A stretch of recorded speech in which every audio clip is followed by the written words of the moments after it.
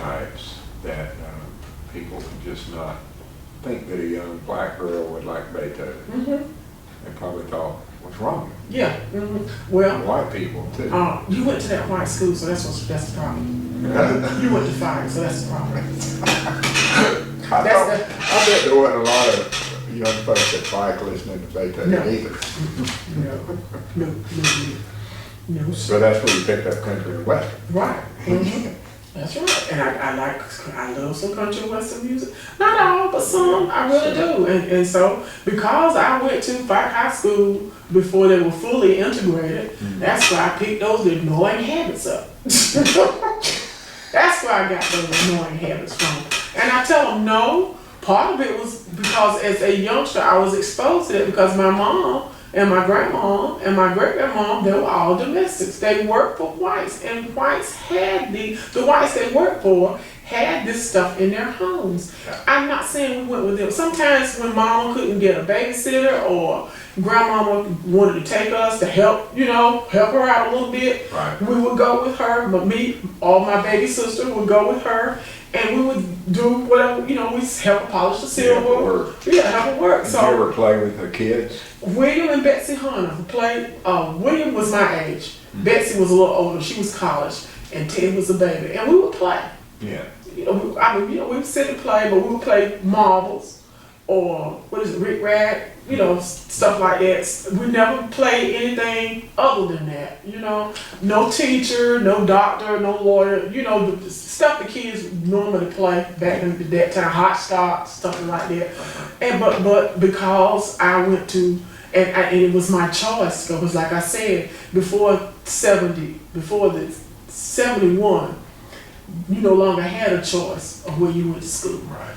You went to fight regardless. There was no ifs, ands, buts up until 71. From 68, I'll say 67 to 70, you could choose whether you wanted to go to Darden, whether you wanted to go to Coon, Frederick, Woodard, or whether you wanted to go to fight. There wasn't a lot of people at first that. No, not a lot. So, like I said, I spent my 8th grade year at Darden, my 9th grade year. I was like, let me go see what the other half looks like. So that's why you got those annoying habits, child, because you went to Pike High School. And by the time the rest of us got to Pike High School, believe it or not, some of you guys began to accumulate some of those annoying habits. You began to like the Beach Boys, Steppenwolf, you begin to like the Muppets. You begin to like golf. Oh no. Yeah, before that, but that was part of our PE. We had golf, we had bowling, and I'd never been bowling until I went to Pike High School. I didn't know what the game of golf was until I went to Pike High School. Tennis, believe me. There wasn't a tennis court over here. No way. Didn't know what a racket. The closest thing I came to a tennis racket was a badminton racket. And I thought they were one and the same. So earlier you were talking about when you were a child and there was the signs up, whites only, white at the water fountain, and the Rose's lunch counter separated. Do you remember as a child when you first realized that meant something, what it meant? You know what I'm saying? Yeah, and I'll tell you how. Like I told you, my dad worked he was janitor at the courthouse. And everybody would come, every white person would come in that courthouse and was always addressed as Mr. or Mrs. And I would, whenever they wanted my dad, they wouldn't say Mr. Anderson. They wouldn't even call him by James. My dad was short in stature. He was 5'4". They would always say, Little James, I need for you to do so and so and so. Little James, I need for you to do so. And I'm saying, my dad's a World War II vet, How old were you? I'd say 10. I said, what's up with this? He's a vet. He's got a first name, even if you don't want to call him Mr. James is his given name. So why are you calling him Little James? Yeah.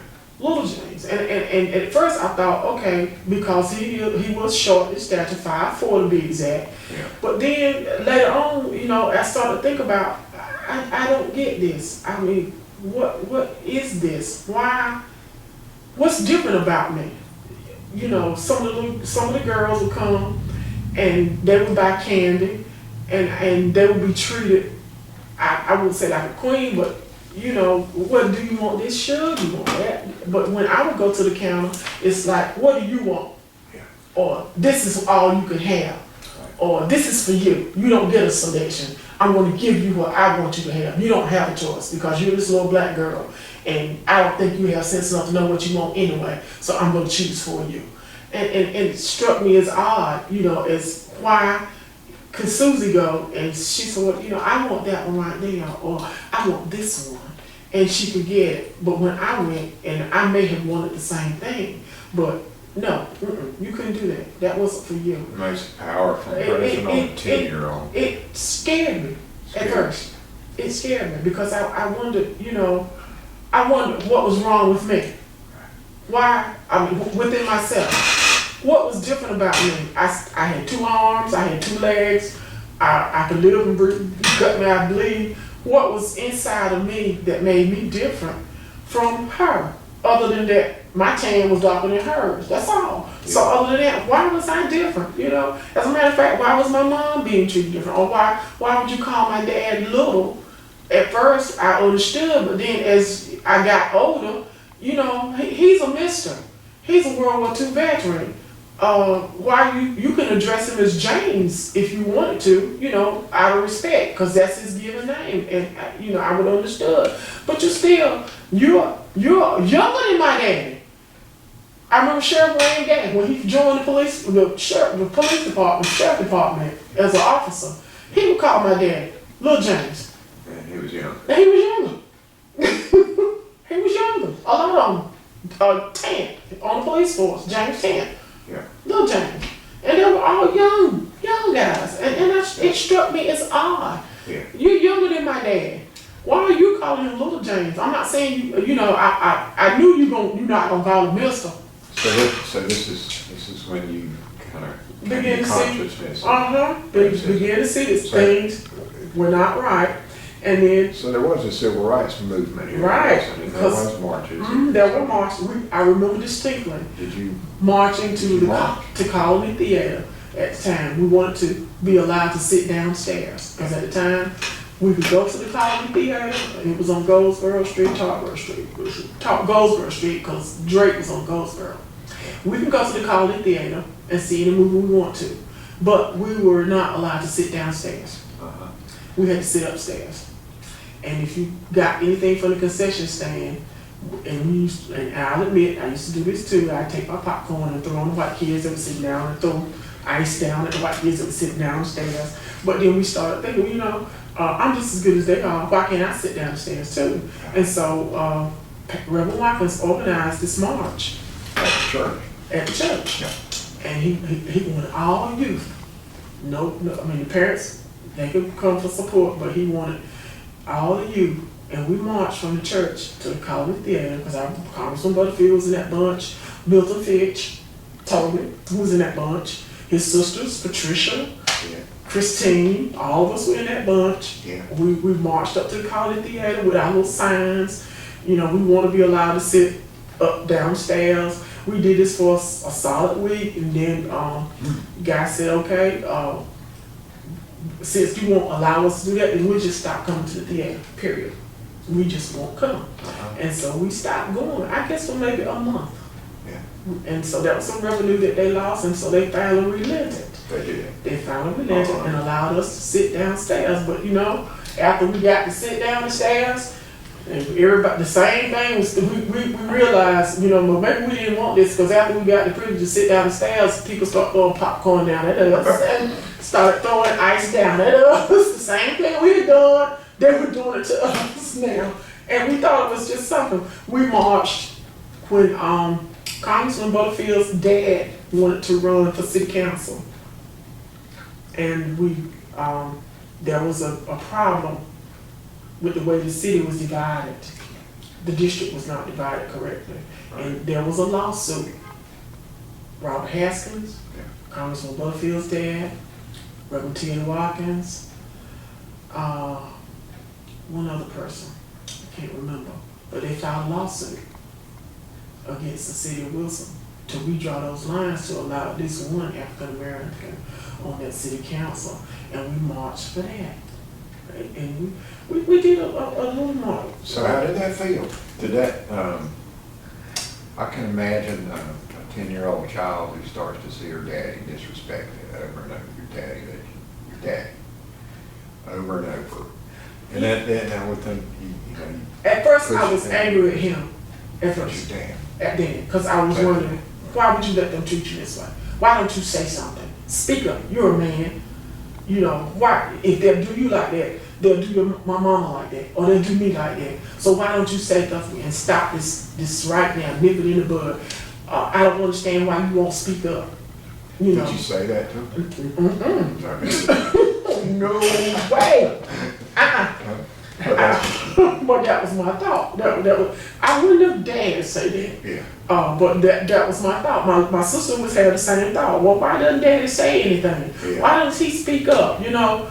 If you had, what do you think he would have said? I probably, my name is James Anderson, or Mr. James Anderson, if you want to call me James. I mean, how would he have answered your question?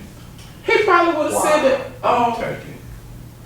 that. He probably would have told me if I did that, I'd lose my job and I wouldn't be able to support you. That's what he probably would have said. And I would ask him, well, why would you lose your job? And he would probably say, that's just the way things are. That's just the way things are meant to be. Yeah. When did you learn that? Start to see that? I guess when we were going uptown with him at work, when we were wondering, why Daddy, you work here and you clean up this place, why can't we go to the white section that you clean, and while you cleaning, you get a sip of water, because you cleaning out the fountain anyway, so why can't we just get a sip of water out of that fountain while you cleaning it out, and or let us get a sip of water before you clean it out, and then, why have I got to walk around the corner to the other fountain and get a sip of water, because you're going to clean this one out too. But right now, you're cleaning out the white's only water fountain. Yeah. So why can't I just get my sip of water before you clean it and use the bathroom before you clean it? And nobody would ever know, that's what I was thinking. So you were a child and you were being logical about it. Right, well, no.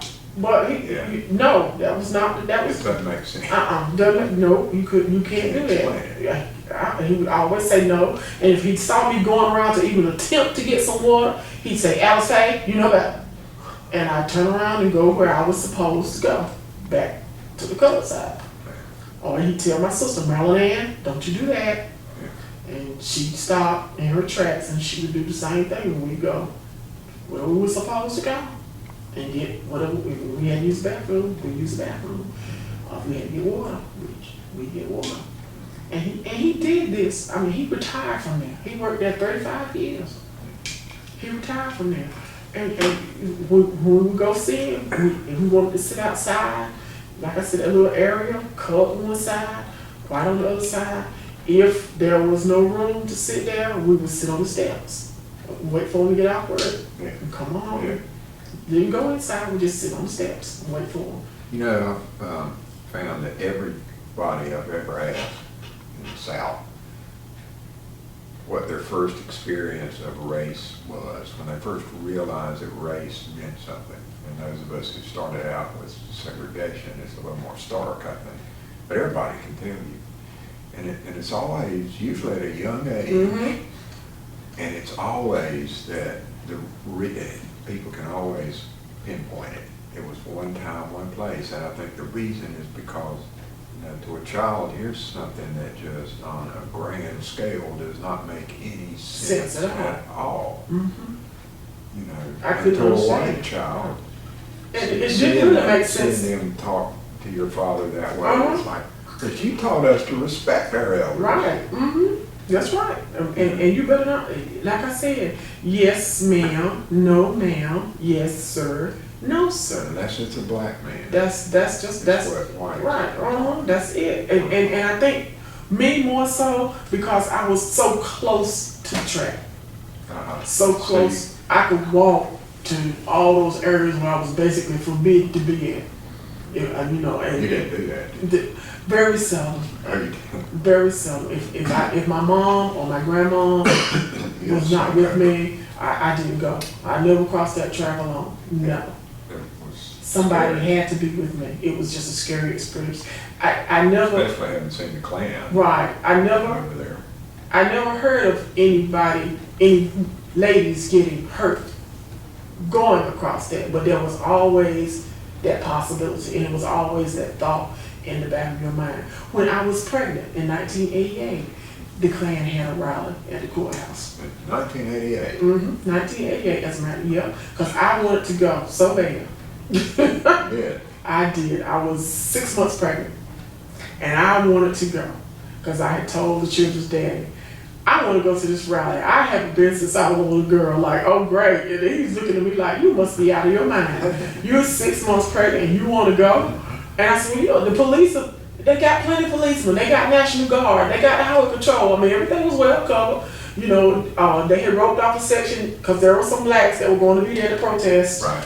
And so they had already roped off a section up by Terminal Drugstore all the way down. That's where the blacks were supposed to be. It was free speech. They could, you know, they were doing a speech, and I wanted to go. They had to check their guns in at the police station parking lot. And I wanted to go so bad. And I, you know, when I told him, I said, I hadn't been since I was a child. And he looked at me like, you must be out of your mind. You talking as if you're going on a trip to the movie somewhere. What makes you think, you know, That was 1988. 1988, because that's the year my babies were born. So you didn't go to the Oh no. He My talked mom- you out of it. Yeah, he put his foot down and said, no, if I have to lock you in the house. And then he called my mom, and my mom said, you know, I'm your mother, and you're going to listen to me. You're not going. You're staying home. I don't know why you want to go. You should have gotten enough of that when you was a child. It hadn't changed. They're going to say the same thing they've been saying. Nothing you haven't heard. So keep yourself home. Yeah. You know, I said, well, yes ma'am, if you say so, I'll do that. But that's what I did. But I remember when Martin Luther King got killed. Yeah. And the National Guard was on our side of the town. Yeah. And we could not be out after 6 o'clock, curfew. But I remember looking out of my window or sitting on my front porch and seeing the National Guard ride up and down the street in the Jeeps, and seeing some soldiers posted along the business areas so that nobody would break in what few businesses at that time that were left there. So nobody would break in and start looting or start throwing bottles or setting fires. And we would sit on my porch, because like I said, we had a house, and we would sit on our porch and just watch the people go by, and thought it was just horrible that we had to be in the house at 6 o'clock, and horrible that you got all these soldiers posted here. But then once we got out and crossed the tracks, there were just as many soldiers on that side, more so, because that's where all the businesses were. And they felt their chances of getting broken into and looted were a lot better than the ones on this Brought side. that on. Was anything happening here? Was there any? I mean, I know in the national news, Detroit and the cities. There was a little bottle throwing, Yeah. and I mean, were other towns, or was Rocky Mount doing that? Rocky Mountain was no more than what we were doing. A little bottle I mean, throwing. what was the National Guard and all? Yeah, this the National stuff? Guard. Yeah, we had National Guard station right down on that street. We sure did. I know, Wilson, yeah. Wilson, yeah. But there was not any major, like in Chicago or California. To me, nothing that I would think that the National Guard would need to be called out for. But like I said, because of the businesses, most of the white businesses were in that area, because Parkwood was practically non-existent at the time. And most of the businesses were in that area. West Nash was a white business hub. Most of the businesses were in that area. Your Firestone, your Pennies, your Sears, your Winn-Dixie, your Branch Bank, your First Citizens, Tasty Freeze, all of those were in that area. Your Rays and Cox, the photographers. Right. So I guess they felt, we're going to get some people down here just in case us decide we want to go crazy. And we threw a couple of bottles. People were angry. Right, and they were angry. We broke a few windows. Don't remember any cars being turned over. Don't remember any fires. anything like what was on the grand scale in the bigger cities. Yeah. And I would wonder, well, why we got the National Guard here? We're not doing as much as they're doing in Chicago or in Washington or in California. So why have the National Guard here? But the National Guard will rock him out. Same thing. So, can I interrupt a second? So, so that feeling of anger that was about to, and the fears that it was going to explode and burst out, it was going to be all these riots and stuff. Yep. But the anger was real. The anger was real. Justified. Right. Have you noticed any similar feelings at all this week after the murders in Charleston? After before that, with the recent police shootings, there is an anger. So you say that it's similar. It's similar. There is an anger. There is an anger, and if it's not dealt with properly, and I do mean, when I say properly, I mean brought to the forefront why these things are happening, it's going to continue. There's going to continue to be anger on both sides. Yeah. And the young fellow that did the shooting, he was not born that way. And I tell anybody, oh, he did that, and yeah, he did that. He was old enough to know right or wrong. But you have to go back at some point and say, look, he didn't come out of his mama's womb waving a Confederate flag and saying, I'm going to kill all blacks and Jews and Catholics. He did not do that. Children are not born that way. And that's where we need to start educating our children at a very young age to see no color. To see. My children, my daughters, did not go to my daughters went to an all-white school until they got to middle school. Because they were the minority here in the school here in Wilson. They went to school in Newcomer because that's where I was working at the time. And it was the majority, I say it was 80% white and 20% black. And they were not exposed to a majority black school until they came to the middle school where it was 80% black and 20% white. Right. And to them, it was a total shock. Was it?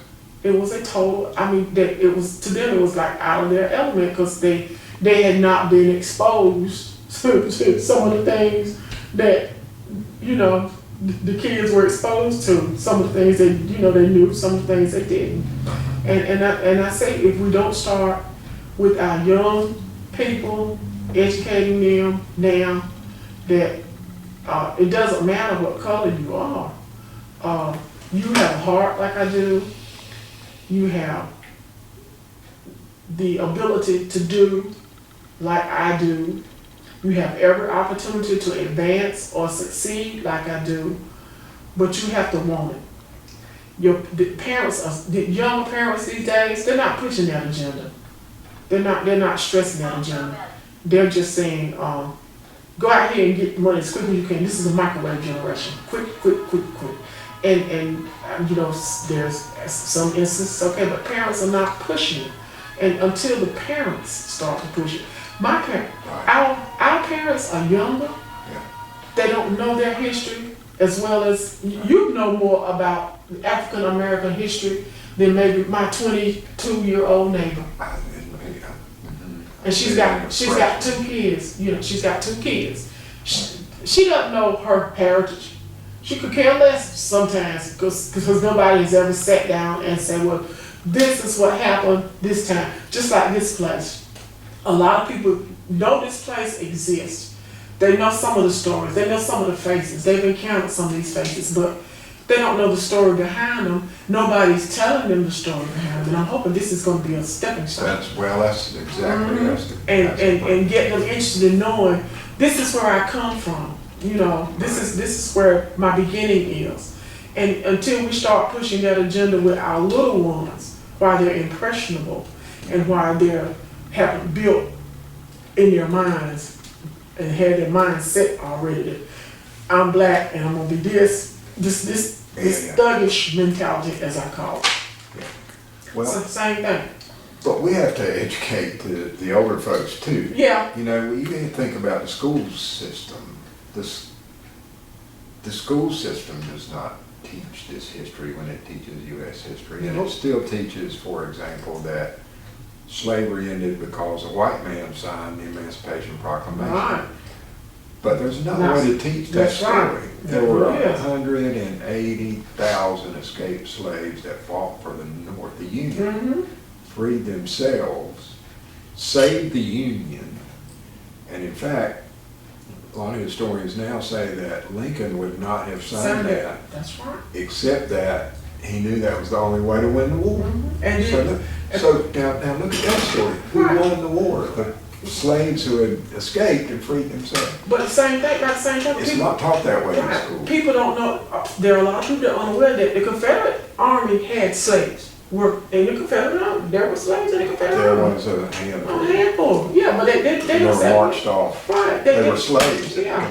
But you know they don't know that, and it's something they need to know. And if the school is not going to teach it, or it's going to teach a segment of it, then it's up to us to teach the rest, to let them know this is where you come from, this is your heritage.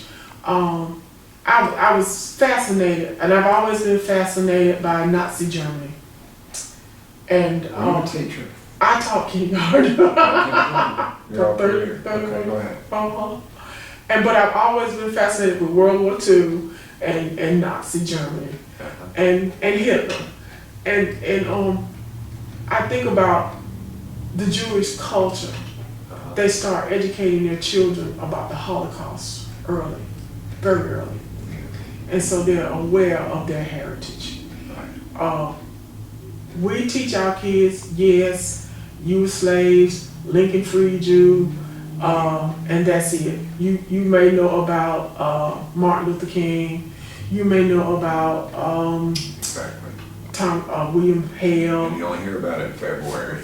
Black History Month, You may know about some other black inventors, Michael Jackson, Michael Jordan. Yeah, they're fine. That's good. That's history too. But there were some people that paved the way for them before they even got famous.